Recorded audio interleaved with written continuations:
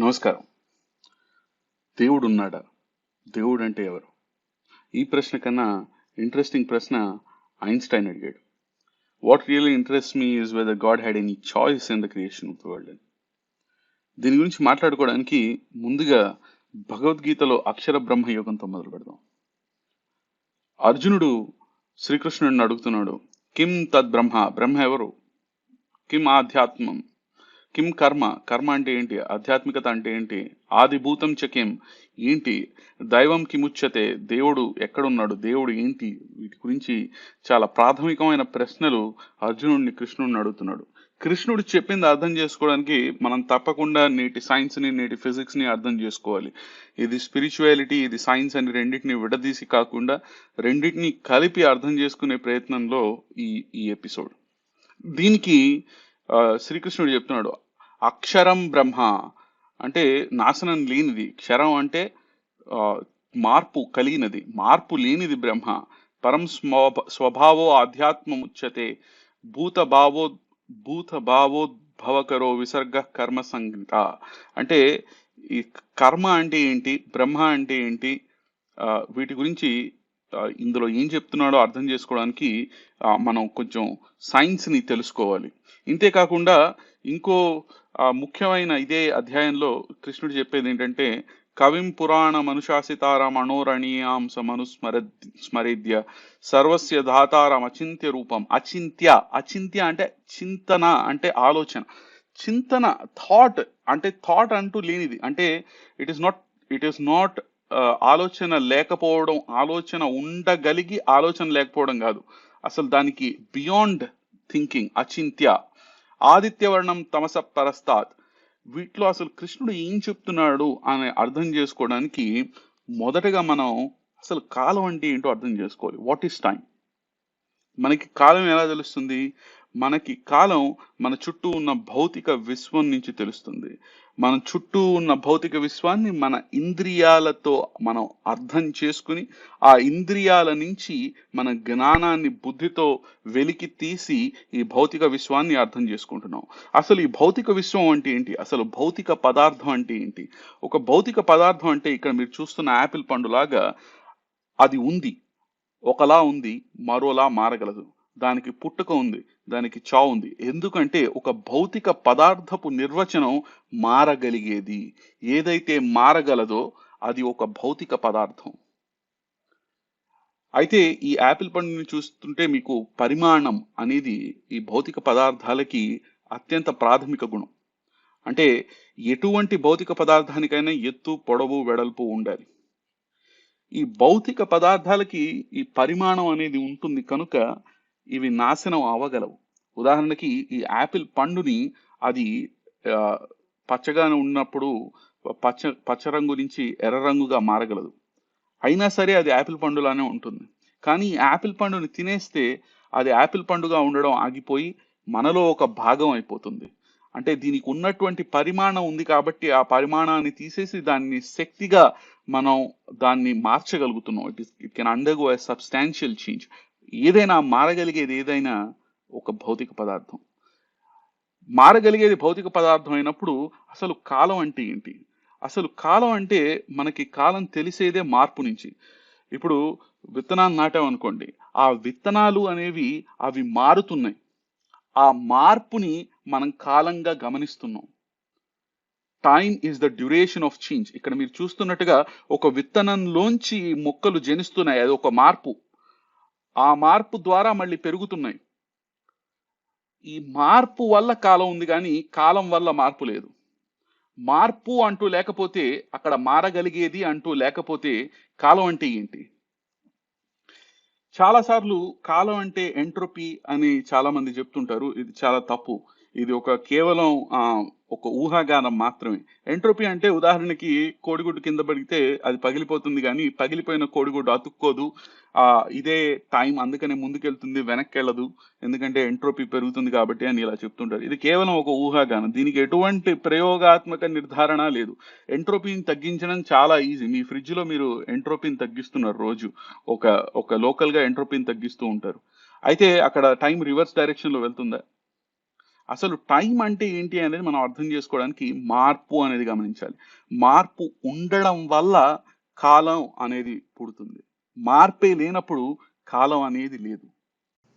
మనం దేవుడి గురించి తెలుసుకునే ముందు అసలు భౌతిక విశ్వం అంటే ఏంటనేది తెలుసుకోవాలి. ఈ భౌతిక విశ్వం గురించి తెలుసుకోవడానికి మొట్టమొదట గమనించాల్సింది ఒక యథార్థం ఉంది. ఈ యథార్థం ఉంది కాబట్టే దాన్ని మనం తెలుసుకోగలుగుతున్నాం. మనం కేవలం మన ఇంద్రియాల ద్వారా మాత్రమే ఏదైనా తెలుసుకోగలం. మన బుద్ధిని ఉపయోగించి ఆ ఇంద్రియాల నుంచి వచ్చిన జ్ఞానాన్ని మనం మేధగా మార్చుకోగలం. కానీ ఏదైనా సరే మనకి ఇంద్రియాల ద్వారానే రావాలి. మన ఇంద్రియాలతోనే మనం ఆలోచించగలం. అలాంటప్పుడు ఈ ఇంద్రియాలతో ఉపయోగించి ఈ భౌతిక విశ్వంలో మార్పుని గమనించి ఈ భౌతిక విశ్వాన్ని ముందు మనం అర్థం చేసుకోవాలి. ఈ భౌతిక విశ్వాన్ని అసలు ఎలా అర్థం చేసుకోగలుగుతున్నాం? ఉదాహరణకి ఈ యాపిల్ పళ్ళని చూడండి. ఇందులో ఒక పచ్చ యాపిల్ పండుని చూసారనుకోండి, అది పచ్చ యాపిల్ పండు అని మీకు ఎలా తెలుస్తుంది? ఆ పచ్చ యాపిల్ పండు నుంచి కాంతి ఏదో మీ కళ్ళలోకి వచ్చి ఆ కళ్ళలోంచి మీ మెదడులోకి వెళ్ళి ఆ వచ్చిన దాని ద్వారా మీరు ఇది ఒక పచ్చని యాపిల్ పండు అనేది తెలుసుకుంటున్నారు. అయితే ఇందులో మొత్తానికి ముఖ్యమైన విషయం ఏంటి? ఆ పండు దగ్గర నుంచి కాంతి మీ కంటి దాకా వచ్చేంత వరకు ఆ పండు అకారణంగా చేంజ్ అయిపోకూడదు. ఎందుకంటే ఆ పండు నుంచి మీ కంటికి కాంతి ఇన్స్టంటేనియస్గా రావట్లేదు. ఆ వచ్చే టైంలో ఆ పండు అకారణంగా మారిపోయింది అనుకోండి, ఏ కారణం లేకుండా, అప్పుడు ఏం జరిగిందో మీకు అర్థం కాదు. ఏది అకారణంగా మారదు కనుక, భౌతికమైనది ఏది అకారణంగా మారదు కనుక మన భౌతిక పదార్థాలని చూసి ఇంద్రియాల ద్వారా జ్ఞానాన్ని సంపాదించగలుగుతున్నాం. భౌతికంగా ఏది తన దగ్గర లేనిది తనకి తానే ఇచ్చుకోలేదు. భౌతికంగా ఏది కారణం లేకుండా మారలేదు. ఇదే తత్వమసి అని ప్రిన్సిపల్ ఆఫ్ ఐడెంటిటీలో ఏం చెప్తున్నాడు? A thing is what it is. అది ఏదైతే అది అదే. అది కారణం లేకుండా మారదు. అది మారింది అంటే దానికి ఏదో ఒక కారణం ఉండాలి, తప్పదు. అంటే ఈ భౌతిక పదార్థాలకి ఈ కాజ్ అండ్ ఎఫెక్ట్ అనేది ముఖ్యం. అయితే ఇప్పుడు మనం యూనివర్స్ గురించి మాట్లాడుకునేటప్పుడు బిగ్ బ్యాంగ్ గురించి చెప్తూ ఉంటారు. అయితే ఈ బిగ్ బ్యాంగ్ని మనం సరిగ్గా అర్థం చేసుకోవాలి. అసలు బిగ్ బ్యాంగ్ అంటే ఏంటి? What does this big bang mean? ఈ బిగ్ బ్యాంగ్ అనేది ముఖ్యంగా ఫస్ట్ ఐన్స్టైన్ రాసిన ఫీల్డ్ ఈక్వేషన్స్కి ఒక మ్యాథమెటికల్ సొల్యూషన్. ఇక్కడ మ్యాథమెటిక్స్ గురించి ఆలోచించేటప్పుడు సరిగ్గా ఆలోచించాలి. మ్యాథమెటికల్ టైంకి నిజమైన టైంకి తేడా చాలా ఉంది. ఏంటి ఆ తేడా? నిజమైన టైంలో ఇప్పుడు మీకు ఈ రోజులో ఈ క్షణం ఉంది, మీకు నెక్స్ట్ క్షణం అనేది ఇప్పుడు లేదు, అది రావాలి. ఈ క్షణం అయిపోయిన తర్వాత క్షణం వస్తుంది. రేపు అనేది ఈ రోజు అయిపోయిన తర్వాత రేపు వస్తుంది. కానీ మ్యాథమెటికల్ టైంలో అలా కాదు. మ్యాథమెటికల్ టైంలో ఆ మ్యాథమెటిక్స్ అనేది మన మెదడులో ఉంది కాబట్టి మ్యాథమెటికల్ టైంలో అన్ని time points they coexist. రేపన్నా ఎల్లుండన్నా 15 సంవత్సరాల తర్వాత అన్నా అది నా ఊహలో, నా మేధతోటి నేను దాన్ని ఒకటేసారి ఈ క్షణంలో 15 సంవత్సరాల తర్వాత ఊహించుకోగలను. ఎందుకంటే అది నా మెదడులో ఉంది కాబట్టి. సో ఇది ఒక మ్యాథమెటిక్స్, ఆ మ్యాథమెటిక్స్కి ఉన్న కేపబిలిటీస్ ఏంటి, లిమిటేషన్స్ ఏంటి అనేది సరిగ్గా అర్థం చేసుకోవాలి సైంటిఫిక్గా. సో కానీ ఇక్కడ ఐన్స్టైన్ ఫీల్డ్ ఈక్వేషన్స్లో చెప్తున్న ముఖ్యమైనది ఏంటంటే ఈ స్పేస్, చుట్టూతో ఉన్న స్పేస్ అనేది ఏదైతే ఉందో అది శూన్యం కాదు. ఇప్పుడు భూమికి చంద్రుడికి మధ్య, భూమికి సూర్యుడికి మధ్య, లేకపోతే మీకు నాకు మధ్య ఉన్న స్పేస్ ఏదైతే ఉందో అది ఇట్ ఈస్ నాట్ నథింగ్నెస్. అది ఒక ఫిజికల్ సబ్స్టెన్స్, అది ఒక భౌతిక పదార్థం. అందుకనే ఆ స్పేస్ గ్రహాల చుట్టూ ముడతలు పడుతుంది, తారల చుట్టూ ముడతలు పడుతుంది. అది ముడతలు పడుతోంది అంటే అది ఏదో ఒకటి కాబట్టి అది ముడతలు పడగలుగుతుంది. అది ఏది కాకపోతే అది శూన్యం అయితే ముడతలు ఎలా పడుతుంది? సో ఐన్స్టైన్ చెప్పొచ్చేది ఏంటంటే ఈ స్పేస్ అనేది ఒక ఫిజికల్ భౌతిక పదార్థం. భౌతిక పదార్థానికి నేను ఇందాక చెప్పినట్టుగా ప్రాథమిక గుణం పరిమాణం. సో ఇప్పుడు మీకు electric field, magnetic field, gravitational field, ఈ ఫీల్డ్స్ ఏవైనా ఉన్నా సరే ఈ ఫీల్డ్స్ అన్ని immaterial fields, non material fields, non physical fields కాదు. ఈ ఫీల్డ్స్ అన్ని భౌతికమైనటువంటి ఫీల్డ్స్. ఇవి ఎక్కడ ఉంటున్నాయి? భౌతికమైనటువంటి స్పేస్, ఆకాశ అనే దాంట్లో ఉంటున్నాయి. సో ఈ ఫీల్డ్స్ అన్నీ ఉండాలి. ఈ ఫీల్డ్ అనేది ఏదైనా ఎలక్ట్రిక్, మ్యాగ్నెటిక్ ఏదైనా ఫీల్డ్ ఉండాలి అంటే అది స్పేస్లో ఉండాలి. అంటే అది స్పేస్కు ఉన్న గుణం అది. Field is a property of prana or space or akasha, whatever you want to call it, but it is not nothingness. అయితే ఈ ఐన్స్టైన్ రాసినటువంటి ఈ ఫీల్డ్ ఈక్వేషన్స్కి ఇది ఈక్వేషన్ మాత్రమే. దీనికి సొల్యూషన్స్, రకరకాల టైం సొల్యూషన్స్ ఉండొచ్చు. ఎందుకంటే మ్యాథమెటికల్ దాంట్లో, ఇక్కడ ఉన్న దాంట్లో దీనికి అనేక రకాల సొల్యూషన్స్ రాయొచ్చు దీనికి. ఈ ఈక్వేషన్ని సాటిస్ఫై చేస్తూ. అయితే వీటన్నిటిలో ముఖ్యమైనటువంటిది జార్జ్ లమాత్రా అనే ఆయన రాసింది. ఇది మీరు జార్జ్ లమాత్రా గురించి తెలియకపోతే ఇదిగోండి ఇక్కడ పేపర్ పెట్టాను, evolution of the expanding universe అని. This was the talk before the National Academy of Sciences. ఇది మీరు ఖచ్చితంగా చదివి ఉండకపోతే చదవండి, ఏదైనా సోర్స్కి వెళ్ళి తెలుసుకోండి, ఎవరో చెప్పేది వినకండి. అయితే ఈ ఈ సొల్యూషన్స్, లమాత్రా ఇచ్చిన సొల్యూషన్స్ ఏంటి? These are again mathematical solutions. ఇవన్నీ ఏంటంటే ఈ ఐన్స్టైన్స్ ఫీల్డ్ ఈక్వేషన్స్ కానీ, ఈ సొల్యూషన్స్ కానీ, ఇవన్నీ వీటన్నిటికీ చాలా హద్దులు, చాలా పరిమితులు ఉన్నాయి. ఈ హద్దు పరిమితి అంటే ఏంటి? ఇప్పుడు మనం టైంలో వెనకాలకి, మనం మా ఊహలో టైంలో వెనకాలకి వెళ్ళిపోతున్నాం అనుకోండి, ఆ టైం అనేది ఎక్కడో అక్కడ మొదలైంది. అది కాలం అనేది అనంతంగా లేదు, ఎందుకంటే కాలం అనేది మార్పు నుంచి వస్తుంది. Duration of changes time. అంటే మార్పు అనేది లేకపోయినప్పుడు, మార్పు ఉండడానికి ముందు ఏదో ఒక మొదటి మార్పు జరుగుంటుంది. ఆ మొదటి మార్పు జరగకముందు కాలం అనే దానికి అర్థం లేదు, ఇట్ ఈస్ మీనింగ్లెస్.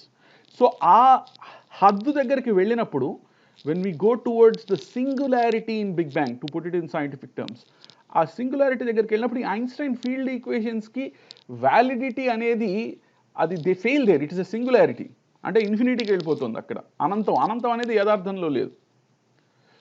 సో ఈ ఈక్వేషన్ వ్యాలిడిటీ అనేది అది ఆ హద్దు దగ్గరికి వెళ్ళినప్పుడు అది పనికిరాదు.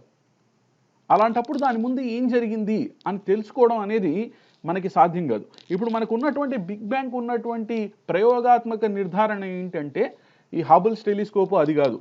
ఈ బిగ్ బ్యాంగ్ ఉన్నటువంటి ప్రయోగాత్మక ఎవిడెన్స్ ఏంటంటే కాస్మిక్ మైక్రోవేవ్ బ్యాక్గ్రౌండ్ రేడియేషన్. అంటే మన విశ్వం పుట్టిన కొత్తల్లో చాలా చాలా వేడిగా ఉండేది. ఎంత వేడిగా ఉండేదంటే ఈ హైడ్రోజన్ యాటమ్స్ కానీ, ఎలక్ట్రాన్స్, ప్రోటాన్స్ ఏవి కానీ అవి ఉండడానికి కూడా వీలవనంత టెంపరేచర్ ఉండేదన్నమాట. అంత అంత అంత అంత ఉండేది, అంత ఎనర్జీ ఉండేది. అయితే అది ఆ యూనివర్స్ మెల్లగా చల్లబడి ఒక చోట హైడ్రోజన్ యాటమ్స్ ఇవన్నీ ఫామ్ అవడం మొదలుపెట్టాయి అన్నమాట స్టేబుల్గా. అయితే అప్పటి వరకు ఏం జరిగేది? ఆ చల్లబడేంత వరకు, ఆ క్రిటికల్ టెంపరేచర్ వరకు ఇవి ఫామ్ అయిపోయి విస్ఫోటనం చెందే, ఎందుకంటే టెంపరేచర్ అంత ఎక్కువగా ఉంది కాబట్టి. అయితే ఒక పాయింట్ దగ్గర యూనివర్స్ ఎంత చల్లగా అయిందంటే ఓకే, ఇవి ఫామ్ అయ్యి ఇంకా విస్ఫోటనం చెందట్లేదు, అలానే ఉండగలుగుతున్నాయి ఈ హైడ్రోజన్ యాటమ్స్ ఇవన్నీ. అవి దగ్గరకు వచ్చి తారల్లా మారి, తారల నుంచి వేరే హయ్యర్ ఎలిమెంట్స్ ప్రొడ్యూస్ చేసి, తర్వాత సూపర్ నోవా అయ్యి గ్రహాలు వచ్చి ఇలా రకరకాలుగా తర్వాత అయ్యాయి అన్నమాట.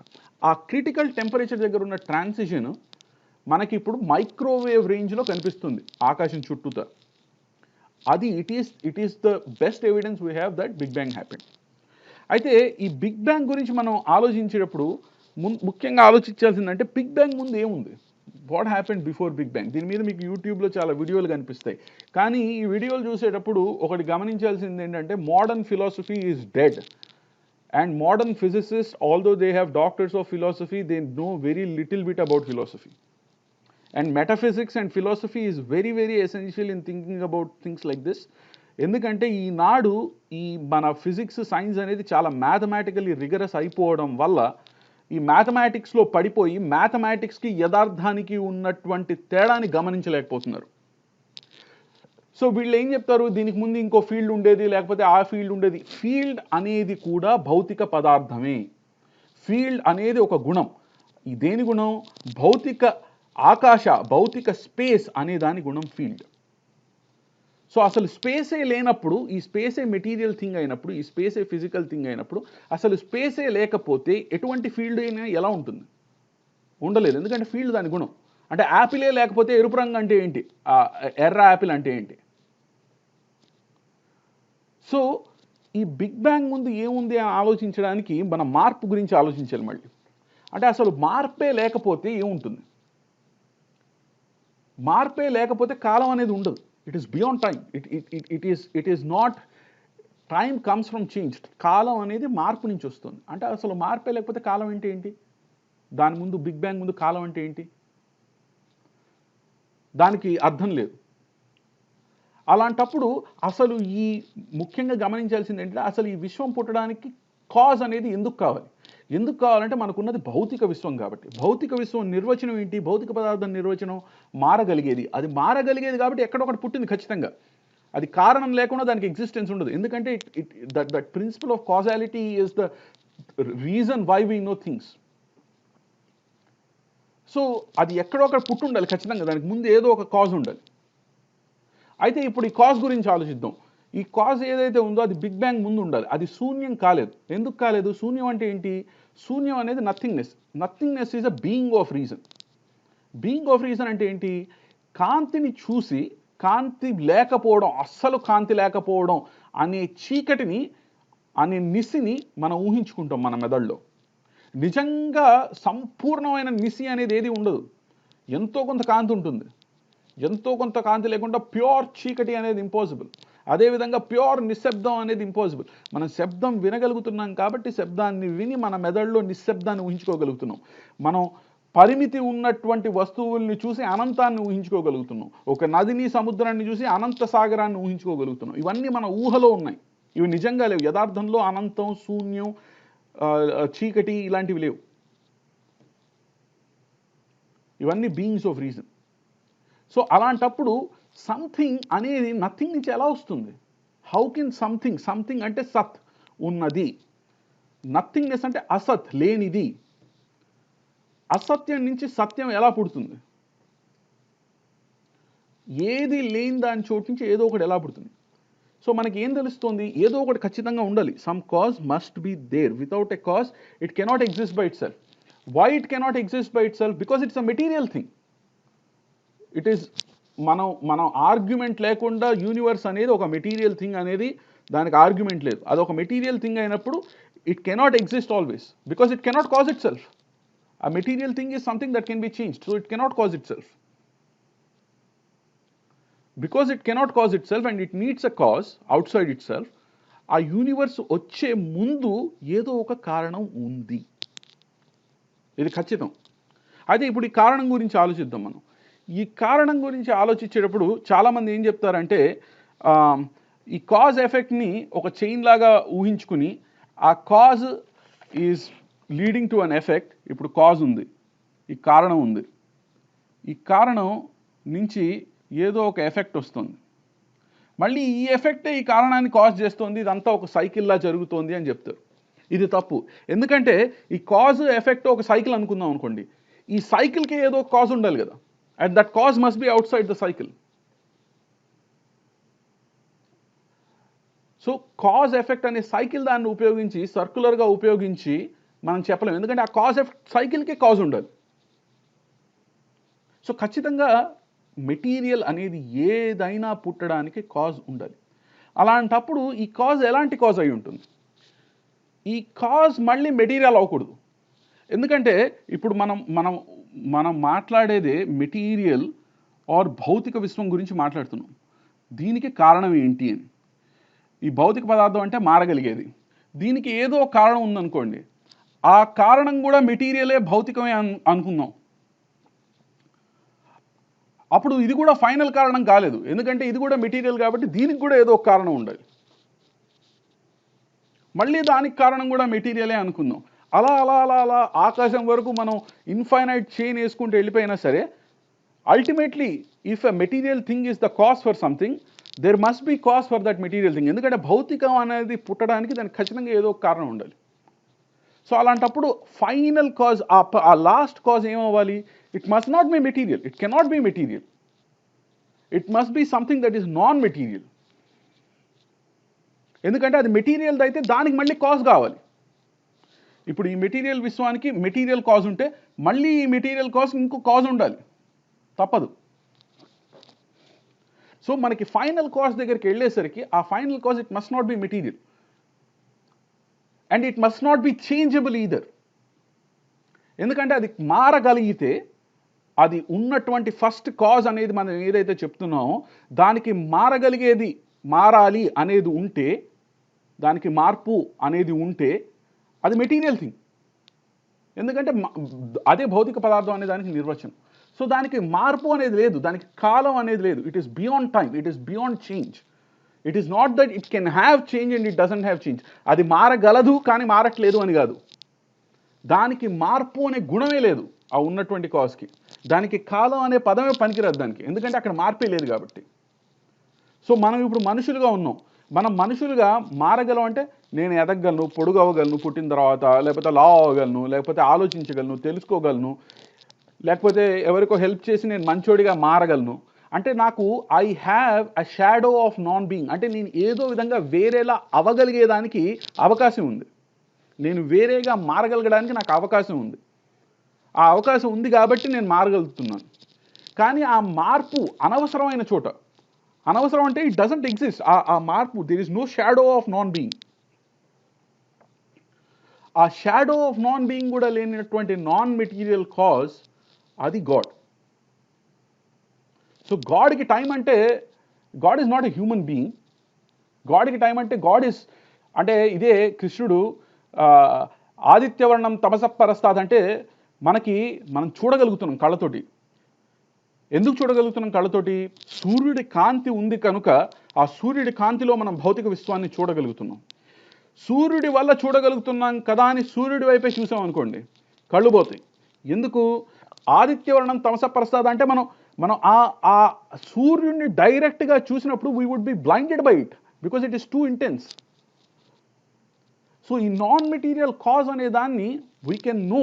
మనకి ఆ నాన్ మెటీరియల్ కాజ్, ఆ గాడ్ అనే ఆ న్యాచురల్ గాడ్, అది ఆ గాడ్ ఉన్నాడు ఆర్ ఉంది ఆర్ దానికి లింగం అనేది లేదు. అది it is non material, it doesn't have material. I don't know what to call it. అది మనిషి లాగా కాదు. It is a non material cause. అంటే ఈ నాన్ మెటీరియాలిటీ అంటే ఇదేదో సూపర్ న్యాచురల్ అని అనుకోకూడదు. ఈ నాన్ మెటీరియాలిటీ అంటే సూపర్ న్యాచురల్ కాదని నేను ఎందుకు చెప్తున్నానంటే, మనకి నాన్ మెటీరియాలిటీ ఉంది. మనకున్న నాన్ మెటీరియాలిటీ ఏంటి? ఇంటలెక్ట్. ఇప్పుడు నేను మీకు చెప్తున్నది మీరు విని ఎందుకు అర్థం చేసుకోగలుగుతున్నారు? ఎందుకంటే వైశేషిక, విశేషమైనటువంటి పర్టికులర్ ప్రాపర్టీస్ని చూసి సామాన్య జనరల్ ప్రాపర్టీస్ని మీరు బయటికి వెలికి తీసుకురాగలుగుతున్నారు. ఎలాగా? మీ బుద్ధిని ఉపయోగించి. బుద్ధ్యాపేక్ష సామాన్యం, ఇది వైశేషిక సూత్రాల్లో చెప్తాడు. ఎలా వస్తుంది? బుద్ధి నుంచి. ఆ బుద్ధి ఏంటి? ఆ బుద్ధి non material, it is non physical. So ఈ నాన్ ఫిజికల్ అనేది it is not something super natural. మనకున్న ఈ యథార్థ భౌతిక విశ్వంలో మనకి ఈ నాన్ మెటీరియాలిటీ అనేది మన బుద్ధి ద్వారా, మన మేధ ద్వారా, మన ఇంటలెక్ట్ ద్వారా మనలో ఉంది. సో మనం ఈ నాన్ మెటీరియల్ కాజ్ ఉంది అని ఖచ్చితంగా తెలుసుకోగలం. ఈ దేవుడు ఉన్నాడు అని మనం ఖచ్చితంగా తెలుసుకోగలం. అంటే ఇప్పుడు మనం భూమి పైన అన్ని కాంతిని చూడగలుగుతున్నాం కాబట్టి సూర్యుడు ఉన్నాడు అని తెలుసుకోవచ్చు. కానీ సూర్యుడి వైపు చూడడానికి కళ్ళు సరిపోవు, దానికి వేరే ఇన్స్ట్రుమెంట్స్ కావాలి. ఫర్ ఎగ్జాంపుల్, మీరు ఒక మంచి టెలిస్కోప్ తెచ్చి దానికి కరెక్ట్ ఫిల్టర్స్ పెట్టి, సోలార్ ఫిల్టర్స్ పెట్టి చూడొచ్చు. మంచి ఇమేజెస్ కూడా తీసుకోవచ్చు. చాలా సూర్యుడి మీద ఉన్న మ్యాగ్నెటిక్ ఫీల్డ్స్ విస్ఫోటనం చెందే ఇమేజెస్ కూడా తీసుకోవచ్చు. సో దానికి ఒక రైట్ ఇన్స్ట్రుమెంట్ అనేది కావాలి. ఆ రైట్ ఇన్స్ట్రుమెంట్ అనేది వెతకాలి. అది ఏంటి ఆ రైట్ ఇన్స్ట్రుమెంట్ అనేది? It is not a physical instrument. ఎందుకంటే మనం ఇక్కడ ఆలోచిస్తోంది నాన్ మెటీరియల్ కాజ్ గురించి. అది కేవలం మన బుద్ధి ద్వారానే వస్తుంది. ఇది ఎలా అర్థం చేసుకోగలం? మనల్ని మనం ఉన్న యథార్థానికి ఎంత అనుగుణంగా నడుచుకోగలమో అంత తొందరగా మనం ఈ ప్రైమరీ కాజ్ని మనం అర్థం చేసుకోగలం. Conforming mind to reality is truth. అంటే మన యథార్థానికి అనుగుణంగా మన మేధ నడుచుకోవడమే సత్యం.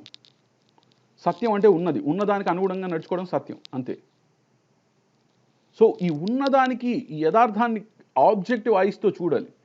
ఈ డేవిడ్ హ్యూమ్ వచ్చిన తర్వాత, డేవిడ్ హ్యూమ్ అనే ఫిలాసఫర్, అతను ఏం చేశాడంటే, ఈ మ్యాథమెటికల్ ఒక కొలవలేనిది, ఒక స్కేల్ని ఒక బద్దని పెట్టి కొలవలేనిది, అది సైన్స్కి పనికిరాదు అని పక్కకి పడేసాడు.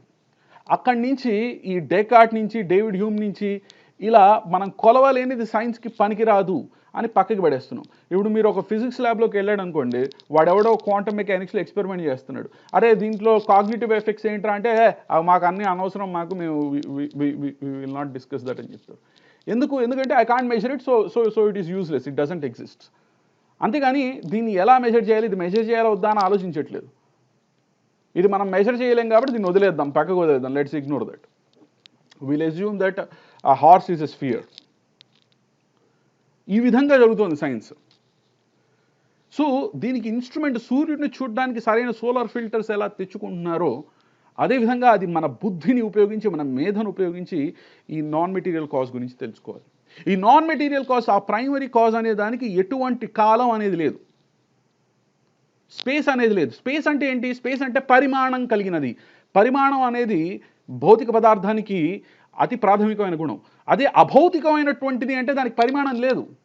ఇట్ ఇస్ పరిమాణం లేదు అంటే పరిమాణం అనే గుణం ఉండగలిగి పరిమాణం లేకపోవడం కాదు, దానికి పరిమాణం అనే గుణమే లేదు.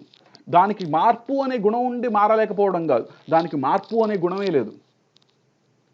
ఆలోచన ఉండి ఆలోచించలేకపోవడం కాదు, దానికి ఆలోచన అనే గుణమే లేదు. ఆలోచన అంటే ఏంటి? ఆలోచన అంటే నాకు కొంతే తెలుసు, నాకు అంతా తెలియదు, నాకు ఉన్న దాంతో నేను ఆలోచించుకుని నెక్స్ట్ ఏం చేయాలో ఆలోచిస్తాను, లేకపోతే ఇంకోటి ఏదో ఎక్కడికి వెళ్ళాలో ఆలోచిస్తాను. ఎందుకంటే నాకు అంత ఇన్ఫర్మేషన్ లేదు కాబట్టి, నాకు అంత జ్ఞానం లేదు కాబట్టి.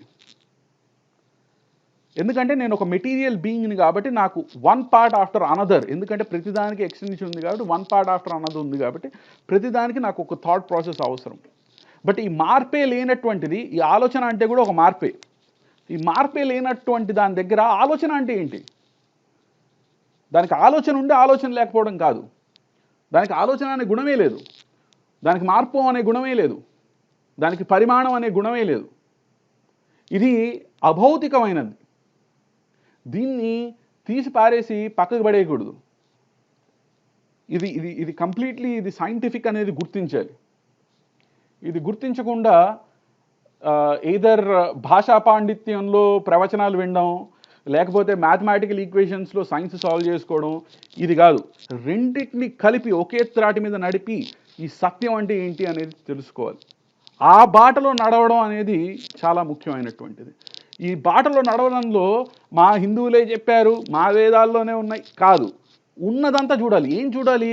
వేదాలని చూడడం కాదు, ఉపనిషత్తుల్ని చూడడం కాదు, అవి చదవండి, కానీ చూడాల్సింది ఏంటి? యథార్థాన్ని. యథార్థంలో ఏముంది అనేది. ఇవి కేవలం మ్యాప్స్ లాంటివి మాత్రమే. చార్మినార్ ఎక్కడుంది అంటే హైదరాబాద్ మ్యాప్లో చూపిస్తే కాదు, మీరు హైదరాబాద్కి వెళ్ళి చార్మినార్ ముందు నిల్చుని చార్మినార్ని చూడాలి. సో ఈ వేదాలు, ఉపనిషత్తులు ఆర్ బైబిల్ ఆర్ మిగతా గ్రంథాలు ఇవన్నీ different maps, different people made it up with whatever they thought was the truth. So మనకి యథార్థం, reality alone is the ultimate arbiter of the truth, not some book, not something else, not some scientist. So ఆ యథార్థాన్ని చూస్తుంటే మనకి ఏం తెలుస్తుంది? ఈ non material cause అనేది ఖచ్చితంగా ఉంది. అచింత్య అంటే అదే, దానికి చింతన అనేది లేదు. It is beyond change, it is beyond time, అది అభౌతికమైనది, దానికి పరిమాణం లేదు. నిర్గుణం, నిర్వికల్పం అంటే ఇదే. ఎందుకంటే అది మెటీరియల్ అయితే దానికి మళ్ళీ కాజ్ ఉండాలి. అది చేంజ్ అవ్వగలిగితే, అది చేంజ్ అవ్వగలగడానికి మళ్ళీ కాజ్ రావాలి. ఎందుకంటే the minute you have changeability, the minute you have మార్పు, ఆ మారడానికి కారణం కావాలి, కారణం లేకుండా మారలేదు. కానీ మొదట ఉన్నటువంటి కారణం ఏదైతే ఉందో అది దానంతటా అదే ఉంది, దానికి ఎటువంటి రెఫరెన్స్, దానికి ఏమీ అక్కర్లేదు. It is absolute. సో అది దానికి మార్పు లేదు, దానికి చింతన లేదు, దానికి అయితే ఇది దానికి మారాల్సిన అవసరం లేదు. ఆ ప్రైమరీ కాజ్ ఏదైతే ఉందో it has no shadow of non being. మీకు నాకు మారాల్సిన అవసరం ఉంది, ఎందుకంటే మనం మారకపోతే చచ్చిపోతాం మనం. అంటే ఇదేదో ఫిలసాఫికల్ మార్పు కాదు. అంటే మనం ఏం చేయకపోయినా మారుతున్నాం. ఏం చేయకుండా తిని కూర్చున్నా సరే, తినకుండా కూర్చున్నా సరే, గాలి పీల్చుకుంటున్నా సరే మారుతున్నాం ఖచ్చితంగా. ఎందుకంటే తర్వాత క్షణం అనేది వచ్చేసిన తర్వాత మారిపోతున్నాం మనం. ఆ క్షణంలో ఉన్న మీరు, ఈ క్షణంలో ఉన్న మీరు మారిపోయారు. సో మనకి మార్పు లేకుండా మనం లేము అసలు.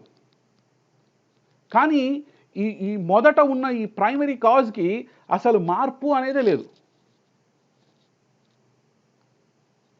సో దీనికి మార్పు అనేది లేనప్పుడు అది వేరేగా, it has no shadow of non being. నేను మంచిగా అవ్వాలి అనే నాకు ఒక పొటెన్షియాలిటీ ఉంది. ఆ పొటెన్షియాలిటీ అంటే ఏంటి? నేను మంచివాడిగా అవ్వగలను, నేను గొప్పవాడిగా అవ్వగలను, లేకపోతే నేను డబ్బులు సంపాదించగలను. ఇది నాకున్న పొటెన్షియాలిటీ. ఆ పొటెన్షియాలిటీ ఉంది కాబట్టి నేను మారగలుగుతున్నాను. కానీ ఆ పొటెన్షియాలిటీయే లేనప్పుడు అంటే it is beyond potentiality. Potential ఉండి మారలేకపోవడం కాదు, beyond potentiality. It has no shadow of non being. అలాంటప్పుడు ఈ దేవుడికి ఈ ఉన్నటువంటి ఆ ప్రైమరీ కాజ్కి నేను క్రియేట్ చేయాలి అనే ఫోర్స్ ఏం లేదు. Whatever creation has come from that primary cause must be out of choice, must be out of free will. So Einstein అడిగిన ప్రశ్నకి did God have a choice అని, he did have a choice. The world is not absolutely, the material world is not absolutely necessary. The material world is only relatively necessary. So ఇక్కడితో ఈ ఈ ఉపాఖ్యానాన్ని ఆపేస్తున్నాను.